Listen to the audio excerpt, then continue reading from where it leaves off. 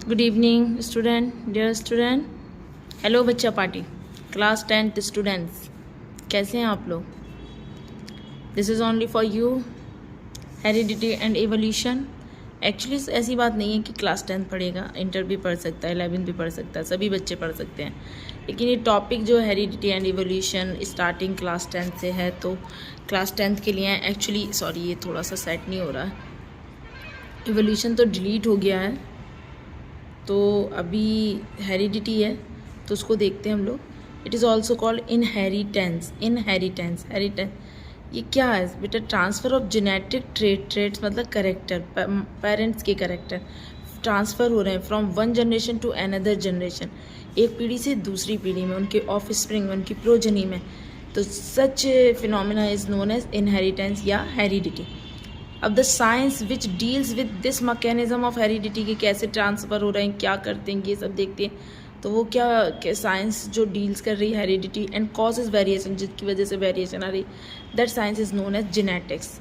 अब जेनेटिक्स में हमने लिखा है Gregor John Mendel, the father of genetics कहते हैं बेटा इनको। Gregor John Mendel, father of genetics. ठीक है, जेनेटिक्स क्या, जहाँ पे एक ऐसी साइंस की ब्रांच है, बायोलॉजिकल ब्रांच, जहाँ पे हम लोग heredity mechanism, causes of variation को डील करते हैं, उसकी स्टडी करते हैं, नोन एज जेनेटिक्स। जेनेटिक्स को जो इंट्रोड्यूस किया है, जिनको फादर ऑफ जेनेटिक्स कहते हैं, that is called Gregor John Mendel. आगे बताएंगे इनको इन्होंने क्या क्या किया था, फुल ऑन पढ़ेंगे इस पर। वेरिएशन, अब जब वर्ड आया वेरिएशन, तो वेरिएशन क्या है बेटा? The difference in the traits character among the individual of the species. यानी हम एक ही पेरेंट्स के बच्चे होने के बाद, मान लो मैं और मेरी सिस्टर हैं दोनों, तो अब दोनों में बहुत सारी सिमिलरिटीज़ होगी, उसके बाद भी हमारी अपनी ओन आइडेंटिटी है कि it's me and it's my sister. ठीक है, तो ऐसे ही आप लोगों में भी है, आप अपने भाई से कितना भी मिलते हो लेकिन अलग होंगे। तो वो जो खुद की आइडेंटिटी है, जो डिफरेंस दिख रहे हैं, दैट इज़ कॉल्ड वेरिएशन। और वो हमें किससे, कि पेरेंट्स की 20 से, मतलब हमें 23 पेयर क्रोमोसोम मिलने के बाद भी उनसे, उसके बावजूद, उनकी जेनेटिक करेक्टर मिलने के बावजूद भी हमारे अंदर चेंजेस हैं, तो that is known as variation. Variation को हम लोग कहते हैं these are the raw material for evolution. क्योंकि अगर ये वेरिएशन नहीं होती तो हम धीरे धीरे चेंजेस होते होते जावा मैन से मॉडर्न सैपियंस या होमो इरेक्टस से Homo sapiens, Homo sapiens sapiens ना होते, तो due to only of variation. ठीक है, क्योंकि variation is a raw material for evolution. Variation आती रही, एक न्यू स्पीसीज बनी, और दैट इज़ कॉल्ड एवोल्यूशन। ठीक है, आगे देखते हैं इसके। Now look at that second part, that is called variation. अभी मैंने आपको बताया कि जेनेटिक्स क्या है और हेरिडिटी क्या है। अब उसमें मोस्ट इम्पॉर्टेंट टर्म आया था वेरिएशन। बेटा वेरिएशन सेक्सुअल रिप्रोडक्शन की वजह से produce a large number of variation होती हैं। वेरिएशन दीज आर बेनिफिशियल, मतलब जो हमने बोला था कि हम लोग कितने भी सिमिलर क्यों ना हो अपने भाई बहनों से, लेकिन उसके बावजूद भी हम लोग डिफरेंट होते हैं। We are Homo sapiens, but फिर भी हम लोग हैं ना एक दूसरे से डिफरेंट। तो that differences is known as variation. और वेरिएशन किसकी वजह से हो रही है? सेक्सुअल रिप्रोडक्शन की वजह से हो रही है, क्योंकि जो असेक्सुअल रिप्रोडक्शन था उसमें वेरिएशन नहीं होती, वो same bacteria same genetically identical cell बनाता था, 1 से 2, 2 से 4। ठीक है, तो वेरिएशन सेक्सुअल रिप्रोडक्शन में बहुत ज़्यादा प्रोड्यूस होती हैं, क्योंकि दो अलग इंडिविजुअल के जीन्स आके फ्यूज़ होते हैं, तो उससे चेंजेस तो होना। These are beneficial and necessary for organic evolution. ठीक है, इंपॉर्टेंट है ये लाइन। वेरिएशन, अब वेरिएशन दो तरह की होती है बेटा, एक इन्वायरमेंटल, एक जेनेटिक। जेनेटिक्स को मैंने स्टार बनाया है, टिक किया, बहुत इंपॉर्टेंट। इन्वायरमेंटल क्या है? ड्यू टू इन्वायरमेंट की वजह, जैसे सडनली अगर हम ठंड पड़ी है तो हमने अडॉप्ट किया ना उसको, गर्म कपड़े पहनने लगे, गर्मी आ जाए, कूलर एसी पंखे चलने लगते हैं, है ना। तो वो जो इन्वायरमेंट से हम अपने अंदर चेंजेस लाते हैं, दैट चेंजेस आर जो होती हैं ड्यू टू, जो हमारे अंदर चेंजेस आते हैं, वेरिएशन होती है due to environment, which include diet भी डिपेंड करती है, केमिकल्स हैं, रेडिएंट्स हैं, एंड इन्वायरमेंटल पॉल्यूशन वगैरह, ये सब होता है बेटा। जैसे आपको हम अगर ऑस्ट्रेलिया के लोग देखें और कश्मीर में देखें, सारे गोरे होते हैं, क्योंकि इन्वायरमेंट का फ़र्क है। वहीं वेस्ट इंडीज़ के, साउथ अफ्रीका सभी काले होते हैं। ठीक है, तो वो इन्वायरमेंटल फैक्टर पढ़ रहे हैं जिस जो उनके जीन में उतर गए, और they become in such a variation are known as environmental variation. Genetic variation क्या होते हैं? मेजॉरिटी ऑफ वेरिएशन जो होती हैं वो जेनेटिक डिफरेंसेस की वजह होती हैं पॉपुलेशन में। ठीक है, जीन्स में जो चेंजेस होते हैं due to which a variation is develop, that is known as genetic variation. Variation arises due to किस वजह से म्यूटेशन हो जाए, मियोसिस। हम मियोसिस पढ़ा चुके हैं आपको, मैंने मियोसिस के ऊपर ऑलरेडी वीडियो अपलोड कर रखी है, बहुत अच्छे तरह से कॉन्सेप्टिक तरह से पढ़ाया है, डायग्रामेटिक पढ़ाया बेटा, बहुत ट्रिकी तरह से पढ़ाया, आप पढ़िए उसे, बहुत अच्छा वीडियो है।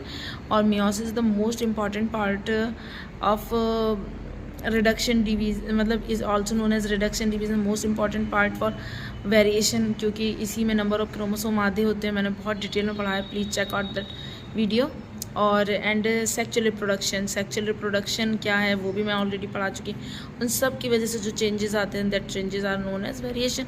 म्यूटेशन सडन चेंज हो जाए, अगर जैसे कि म्यूटेशन टर्म जो था वो हीगो डिब्रीज ने दिया था बेटा, हीगो डिब्रीज ने देखा था, तो उन्होंने एक भेड़ों का झुंड देखा था और उसमें सडनली उन्होंने 2 लंबी टांगों वाली भेड़ देखी थी, तो दैट इज़ कॉल्ड, उन्होंने जीन चेंज देखे कि अचानक से ये चेंज हो रहा है, दैट इज़ कॉल्ड म्यूटेशन।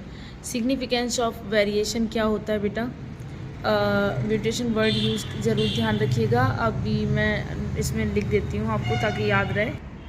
हाँ बेटा देखिए, तो the mutation term giving by Hugo de Vries, sudden change होता है। सिग्निफिकेंस ऑफ वेरिएशन बहुत इंपॉर्टेंट है, और ज़्यादा वेरिएशन के सिग्निफिकेंस, तो मोस्ट इंपॉर्टेंट जो सिग्निफिकेंस है वो मैंने बताया। They form the basis of heredity, ये हेरिडिटी का बेस बनाती है। एडेप्टेबिलिटी टू एडवर्स कंडीशन, कैसी भी एडवर्स कंडीशन हो उसको अडॉप्ट करते हैं हम लोग, और उसके जैसे हम लोग ढलते हैं, जैसा नेचर चाहता है, तो वो वेरिएशन की वजह से होता है। And laying the foundation of evolution, और ये इवोल्यूशन का मेन फाउंडेशन है, बेस है, ठीक है।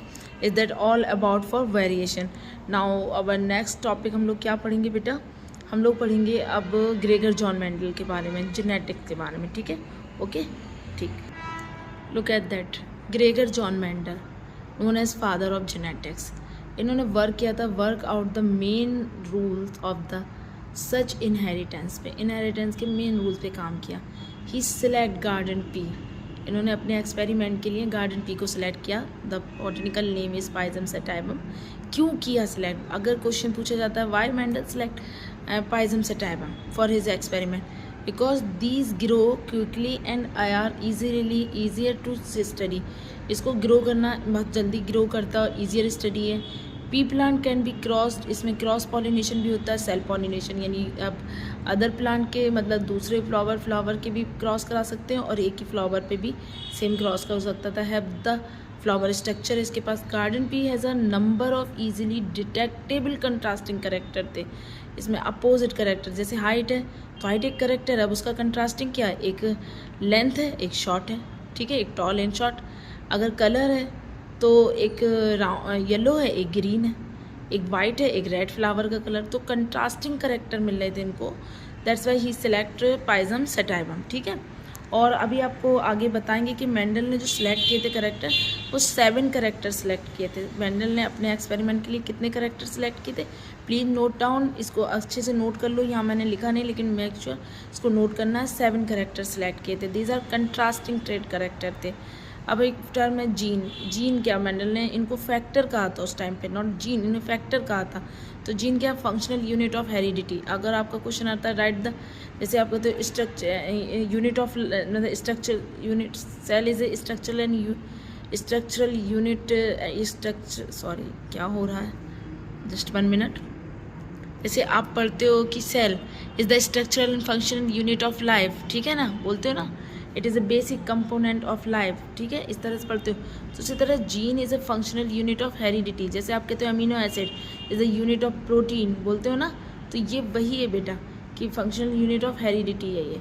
प्रेजेंट ऑन क्रोमोसोम, जीन कहाँ पे, क्रोमोसोम में प्रेजेंट होते हैं। क्रोमोसोम वो न्यूक्लियस के अंदर जो थ्रेड पड़े हुए हैं उनमें होते हैं। जैसे कि अगर छोटे बच्चों की मम्मा बालों में फंक्शन में बीड्स लगा देते हैं ना मोती, वैसे जिम सेम वही होता है कि क्रोमोसोम में थ्रेड है, बालों की हेयर लाइन, उसमें छोटी छोटी बीड्स रखी हैं, दैट इज़ कॉल्ड जीन, ठीक है।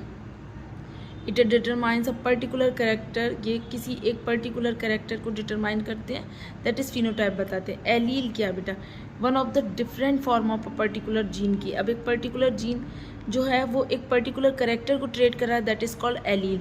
जैसे हेयर कलर के लिए एक एलील, ठीक है, कि भूरा रंग होगा बालों का, गोल्डन ब्राउन है, या डार्क होंगे आँखों के रंग के लिए, जैसे आई कलर है, ब्लू है, रेड ब्राउन है, ये ब्लैक हैं, कैसी आइज़ होंगी स्किन कलर के लिए, at that all about alleles, ठीक है।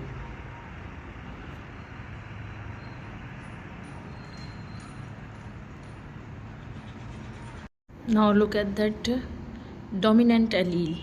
An allele whose phenotype will be expressed. एक ऐसा एलील जिसको फिनोटाइप जो एक्सप्रेस्ड होगा even in presence of another allele, यानी दो एलील हैं लेकिन वो खुद को एक्सप्रेस कर रहा है, ठीक है, तो that is called dominant allele. यानी कि दो लोग हैं लेकिन अगर एक बंदा अपना एक स्टूडेंट बेस्ट परफॉर्मेंस देता है तो वो हज़ारों की भीड़ में अकेले नज़र आता है, ठीक है, तो that is called dominant allele. तो इसको रिप्रेजेंट करते हैं कैपिटल टी से। Recessive allele an allele which gets masked, यानी वो अपने चेहरे पे मार्क्स चढ़ाए हैं डोमिनेंट एलील की प्रेजेंस में, वो नज़र नहीं आ रहा। वो कब नज़र आएगा? जब वहाँ से डोमिनेंट एलील एब्सेंट हो जाए, अब्सेंस ऑफ डोमिनेंट जीन की एब्सेंट में वो खुद को दिखा सकता है, तो that is called recessive allele represented by small T.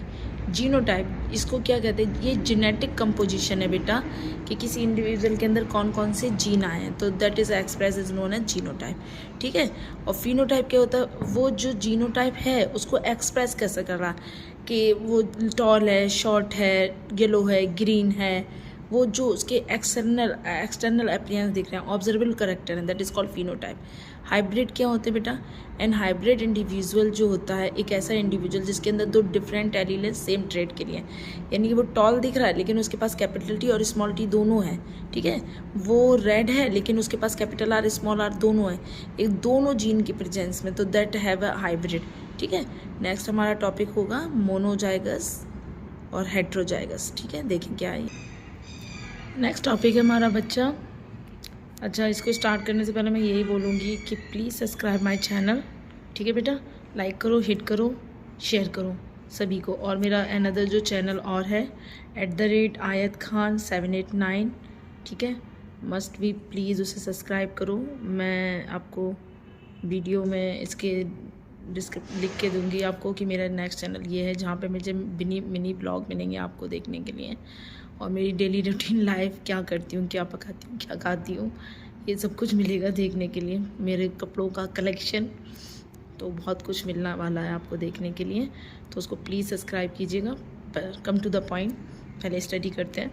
Homozygous a condition in which an individual have homozygous, एक ऐसी कंडीशन वहाँ पे जहाँ पे बेटा एक इंडिविजुअल एक pair of identical gene, same gene control करेगा करेक्टर को, that is called true breed. यानी अगर कैपिटल टी है, अगर स्मॉल टी है तो स्मॉल टी है, कैपिटल आर है तो कैपिटल आर है, स्मॉल आर है तो स्मॉल आर है, यानी सेम जीन करेक्टर होंगे, तो दैट इज़ कॉल्ड, और वो जो उससे क्या होगा, दैट इज ट्रू ब्रीड होगा, that is called homozygous. Heterozygous एक ऐसी कंडीशन जहाँ पे individual has a pair of contrasting gene, हमने अंडरलाइन किया बेटा, कंट्रास्टिंग, यानी कि वो कैपिटल टी स्मॉल टी भी है, ठीक है, कैपिटल आर स्मॉल आर भी है, अंडरस्टैंड। तो कंट्रास्टिंग करेक्टर होंगे, ओनली वन करेक्टर, यानी वन करेक्टर के लिए, और यहाँ पे ट्रू ब्रीड नहीं होगा। मोस्ट इंपॉर्टेंट है मोनोहाइब्रिड और ऑल्सो डाईहाइब्रिड को भी टिक करना है बेटा, उसको 1 मिनट रुकिए। हाँ ना, मोनोहाइब्रिड हमने टिक किया, स्टार बनाया है, क्योंकि इसको हम डिटेल में पढ़ेंगे, मोनोहाइब्रिड क्रॉस और डाईहाइब्रिड क्रॉस, ठीक है बेटा। तो अभी मैंने ये जानिए मोनोहाइब्रिड क्या है। एक ऐसा हाइब्रिडाइजेशन क्रॉस कराया जाएगा, इनहेरिटेंस जेनेटिक आगे लिया जाएगा, जहाँ पे सिर्फ एक करेक्टर को सेलेक्ट करेंगे हम लोग, एक करेक्टर को सिलेक्ट करेंगे, वो कंट्रास्ट करेक्टर। जैसे हमने एक टॉल प्लांट ले लेंगे और एक ड्वार्फ प्लांट ले लेंगे, तो टॉल प्लांट का pure breed that is capital T, और ड्वार्फ का स्मॉल टी, उनका क्रॉस एक करेक्टर को लेके कंट्रास्टिंग करेक्टर आया, हाइट एक करेक्टर चुना हमने हाइट, तो that is monohybrid cross. Dihybrid में हम एक टाइम पे इनहेरिटेंस करेंगे टू पेयर कंट्रास्टिंग करेक्टर की, अभी हमने एक पेयर था, 2 पेयर कंट्रास्टिंग करेक्टर एक साथ स्टडी करेंगे, ठीक है। जैसे देख के हम ये देखें कि बीज गोल भी है और येलो कलर का, बीज रिंकल भी है और ग्रीन कलर का, यानी हम उसका एक कलर भी और उसका जो शेप है वो दोनों 2 करेक्टर को स्टडी कर रहे हैं साइमल्टेनियसली एक साथ, that is called dihybrid cross. तो बेटा ऑल अबाउट फॉर दैट, ये हमारे अभी इसका 1 पार्ट कंप्लीट हो गया है जो हेरिडिटी पढ़ रहे थे। अब हमें इसमें अगले नेक्स्ट वीडियो में हम आपको मोनोहाइब्रिड डाईहाइब्रिड क्रॉस फुल उसका ratio, genetic phenotypic ratio, condition, term and condition and sex determination पढ़ाएंगे।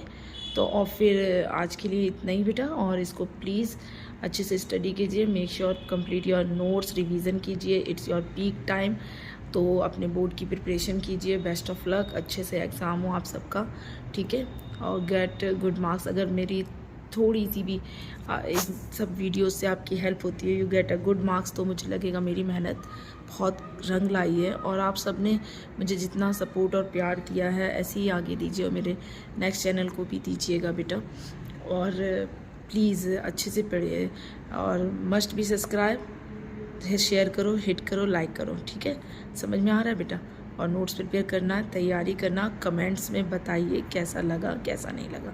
अच्छा लगा होगा, थोड़ा भी अच्छा लगा तो प्लीज़ तारीफ़ कीजिए और सपोर्ट कीजिए। और अगर कोई चीज़ है, डाउट है, क्लियर, ऐसी बात नहीं है, आप मुझे लिखिए, मैं आपको उसको अच्छे से समझाऊँगी, एक्सप्लेन करूँगी, ठीक है?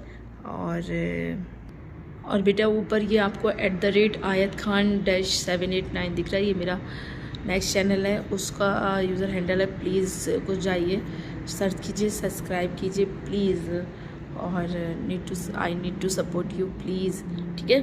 Thanks for watching and bye bye. और सोना नहीं है, स्टडी करना, ठीक है?